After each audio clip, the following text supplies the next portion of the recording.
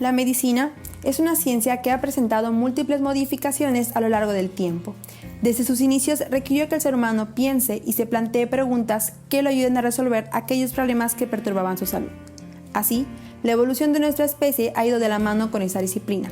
Cada perspectiva adoptada con el pasar de los años ha impactado fuertemente en el modo de concebir el cuerpo y las enfermedades.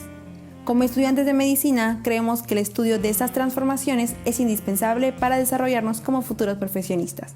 A continuación, expondremos 3 momentos históricos que, a nuestro parecer, representan puntos clave para concebir la medicina científica que hoy en día es vigente. Empezaremos con la Revolución Patológica.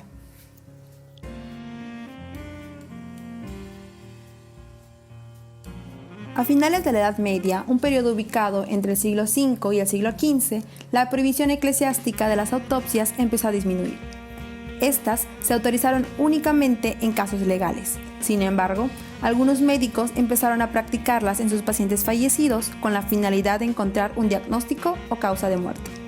La generalización de esta práctica y la publicación de numerosos textos de correlación anatomoclínico marcó el inicio de la Revolución Patológica en el siglo XVI. El primero en dejar un registro de su experiencia fue un médico florentino llamado Antonio Benivieni. En sus escritos incluyó breves descripciones clínicas de la enfermedad. Benivieni tenía especial interés en la práctica. Siempre trataba de encontrar una explicación satisfactoria para los síntomas y la defunción del paciente. Ahora nos centraremos en uno de los médicos más famosos del siglo XVII, Johann Jakob Weppert. ¿Por qué se le consideraba un médico importante? Veamos. Weppert era un patólogo y farmacólogo suizo. Tenía interés particular en afecciones cerebrales y se esforzaba por conseguir autorizaciones para autopsiar a sus pacientes fallecidos. Destaca por ser aquel médico que descubrió los signos patológicos de la apoplejía, que era el nombre que recibía el accidente cerebrovascular en esta época. Weppert fue el primero en identificar los signos post-mortem de la hemorragia en el cerebro de pacientes fallecidos por esta causa. Su hipótesis fue que los signos patológicos podrían ocasionarse por un bloqueo de una de las principales arterias que irrigan al cerebro, cuestión que la ciencia médica confirmaría tiempo más tarde. Es así como la Revolución Patológica fue el principio de una nueva forma de estudiar a la enfermedad. ¿Qué es la anatomía patológica? Es la especialidad médica que estudia los cambios morfológicos producidos por las enfermedades en las células, tejidos y órganos del cuerpo humano en diferentes niveles. Paolo Benivieni es considerado su fundador. Desarrolló el primer trabajo sobre ella en su principal título sobre algunas de las causas desconocidas y sorprendentes de enfermedades y curaciones en 1502, donde analizó y comparó la anatomía patológica con datos clínicos. El objetivo de sus trabajos era localizar la enfermedad y de esta manera determinar la causa de la muerte. Teófilo Bonetto siguió su camino y recopiló las anotaciones de 3.000 necropsias realizadas por Vesalio, Riolano, Willis y Gleason, publicando Sepulchretum, texto que sirvió de referencia al considerarse como el primer libro completo sobre la anatomía patológica. Ahí se clasificaron las autopsias en enfermedades o síntomas. Tuvo una considerable influencia y abrió el camino para la obra de Morgagni. A Giovanni Morgagni no solo se le considera el fundador de la anatomía patológica moderna, sino también el de una medicina basada en el diagnóstico clínico de las lesiones orgánicas. Las formas habituales de comunicación científica en su época eran la exposición directa y la discusión con los colegas de los hallazgos que se tenían por novedosos. En el mejor de los casos constituían observaciones casuales que servían para ilustrar algunas historias clínicas. En 1761 se imprimía en Padua, Venecia, sobre las localizaciones y las causas de las enfermedades investigadas desde el punto de vista anatómico. Este libro describe las enfermedades por orden de la cabeza a los pies, como era habitual en la época, exponiendo más de 500 casos clínicos uno tras otro, y a cada caso sigue un informe necrópsico, por lo que el diagnóstico se basaba en signos anatomopatológicos y no en los síntomas del enfermo. La teoría de la patología humoral de Hipócrates terminó con este libro. Se finaliza con la vieja comprensión dogmática y comienza una nueva medicina. Él había reunido sistemática y coherentemente cantidades masivas de pruebas que proporcionaron la primera racionalidad de la ubicación anatómica de la enfermedad. El siguiente gran avance en la patología fue a través de Mary Frances Shaver Bichat, quien pasó a la historia de la medicina por renovar la anatomía patológica y fundar la histología moderna.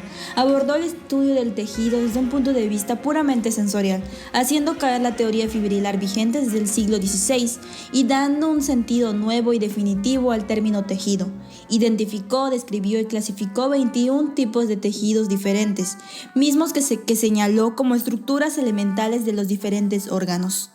De acuerdo con el concepto de anatomía general, Bichat consideraba los órganos como estructuras formadas por varios tejidos que podían enfermar independientemente y no como un todo indivisible. Los órganos ya no son aislados como había indicado Morgagni. Bichat fue uno de los principales defensores del vitalismo, una doctrina que rechazó la idea de que los principios de la física y la química podrían aplicarse a la vida orgánica y a las funciones fisiológicas. Bichat argumentaba que los órganos de la vida animal poseen simetría y regularidad. También contribuyó a la fundación de farmacología experimental, mediante el estudio de los efectos de drogas en animales. Debido a la Revolución Francesa, con sus múltiples ejecutados en la guillotina, Bichat tuvo abundantes cuerpos para efectuar las disecciones. Con el inmenso progreso de la anatomía patológica del siglo XVII, la lesión anatómica se convirtió en algo fundamental. Se reforzó entonces la idea de relacionarla con el cuadro clínico que la había precedido, y esto a su vez hizo concebir la posibilidad de establecer un diagnóstico patológico antes de la muerte del enfermo. Se abrió así la época que conduciría al conocimiento científico de la enfermedad, cuya base era la objetividad. La inmunología. La inmunología es la parte de la medicina que estudia los mecanismos fisiológicos de respuesta del organismo frente a la presencia de microorganismos, toxinas o antígenos.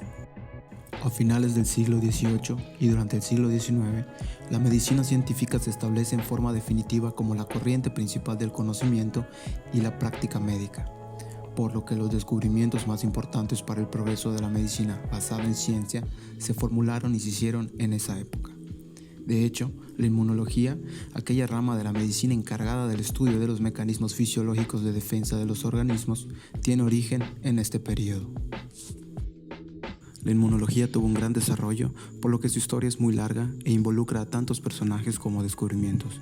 Pero si queremos entrar un poco en contexto, podemos mencionar algunos de los más destacables como son Edward Jenner, considerado padre de la inmunología, Elie Metchnikoff, quien descubrió la fagocitosis, Behring, con la llamada teoría humoral o de los anticuerpos, Paul Ehrlich y su teoría de las cadenas laterales para explicar la reacción antígeno-anticuerpo, Koch, quien sin buscarlo descubre lo que hoy conocemos como hipersensibilidad celular, Charles Richet y sus aportes sobre anafilaxia, y James Gowand, quien descubrió a los linfocitos y logró explicar el concepto de memoria inmunológica.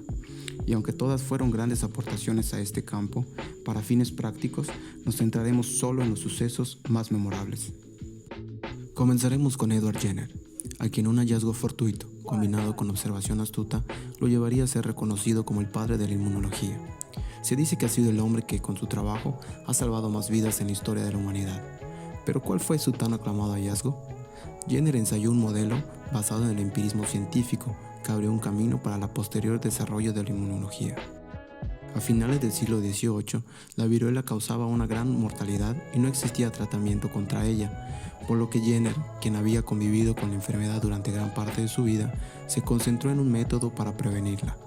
Jenner observó que era frecuente que las lecheras sufrieran en las manos unas pústulas de carácter benigno cuando estaban en contacto con vacas que padecían dicha enfermedad, y se dio cuenta de que las vaqueras que sufrían este contagio luego quedaban a salvo de enfermar de viruela común, es decir, se hacían inmunes. Jenner decidió probar esa observación y tuvo la idea de inocular a una persona sana con la viruela de las vacas para conferir inmunidad. Después de varios experimentos, nombró a esta inoculación vacuna, como una derivación del término latino vaca, como homenaje al animal en el cual al fin y al cabo basó su estudio.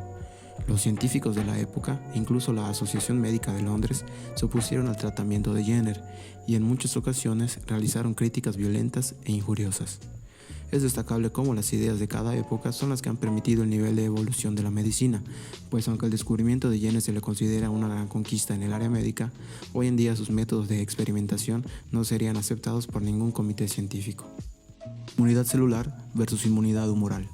A finales del siglo XIX y principios del XX existían dos grandes tendencias en los científicos inmunólogos. Unos que creían que los mecanismos de protección estaban en el suero, como decía la teoría de von Behring, apoyada de la teoría de formación de anticuerpos de Paul Ehrlich, y otros apoyaban a Mechnikov, que suponía que la protección frente a patógenos dependía fundamentalmente de células. Estos grupos fueron inicialmente antagónicos y excluyentes, pero posteriormente se dieron cuenta que ambos tenían razón, ya que existen respuestas inmunes adaptativas o morales. Koch y la hipersensibilidad celular. No se puede hablar de inmunología sin mencionar a Koch, pues es quien sentó las bases científicas de la inmunología moderna, además de demostrar al agente etiológico de la tuberculosis y crear nuevos métodos de estudio de las enfermedades infecciosas. ¿Pero cómo lo hizo? Koch cultivó el bacilo causante de la tuberculosis en un medio desarrollado por él mismo. La tinción azul de metileno le ayudó a encontrar algunos microorganismos dentro de las células pulmonares y lo inoculó a diferentes animales de experimentación. Y como si todo su trabajo fuera poco, también describió el fenómeno de Koch, hoy conocida como hipersensibilidad celular, la cual consiste en la diferente reacción del organismo a la inoculación de bacilos hecha por primera vez, es decir, la primoinfección, y a la hecha por segunda vez, la reinfección. La reinfección difiere de la primoinfección en que durante la reinfección hay mayor destrucción de tejidos debido a la hipersensibilidad despertada por la primoinoculación y en que hay tendencia a que la lesión permanezca localizada. En conclusión, podemos decir que la búsqueda de la información y el raciocinio es la base de todo procedimiento humano. De igual manera, las áreas del saber están forjadas actualmente debido a que el método de investigación científica se ha aplicado para generar conocimientos nuevos y útiles. La revolución patológica nos incorporó en un campo lleno de cuestionamientos sobre el origen de diversas afecciones, gracias a la persistencia de los médicos ya presentados. Todo inicia por el hecho de querer hallar respuestas, lo cual junto con la observación permitió la elaboración de una hipótesis sobre lo que pudo causar el deceso de la persona y finalmente, con la contribución de las autopsias, obtener un diagnóstico acertado o una nueva aportación a la ciencia. Con el desarrollo de la anatomía patológica, la búsqueda de las causas de la enfermedad se sustituyó por el interés en su localización. A través de estudios prácticos, enfocados en la disección y observación, se progresó en el campo clínico para encontrar explicaciones y soluciones antes de la muerte. Por su parte, la inmunología destaca durante la transformación de la medicina empírica hacia la medicina basada en evidencia. Es evidente que como la experimentación toma fuerza durante la evolución de la inmunología, pues como se vio, la búsqueda de tratamientos requiere conocimiento profundo sobre las enfermedades, lo que solo fue posible mediante la experimentación, la observación y el uso de la razón. La comparación de épocas, además de darnos un mayor panorama de la forma en que la ciencia y su método evolucionaron de la mano del hombre y de acuerdo a las circunstancias, nos ayuda a una mejor comprensión del avance de la medicina y nos enseña que, aunque la investigación no siempre nos lleva al resultado esperado, sus productos siempre tienen importancia. Todo depende del interés que se preste a los pequeños detalles y las capacidades que tengamos para relacionar sucesos, pues como es sabido, la investigación científica es un proceso que requiere lógica y sistematización.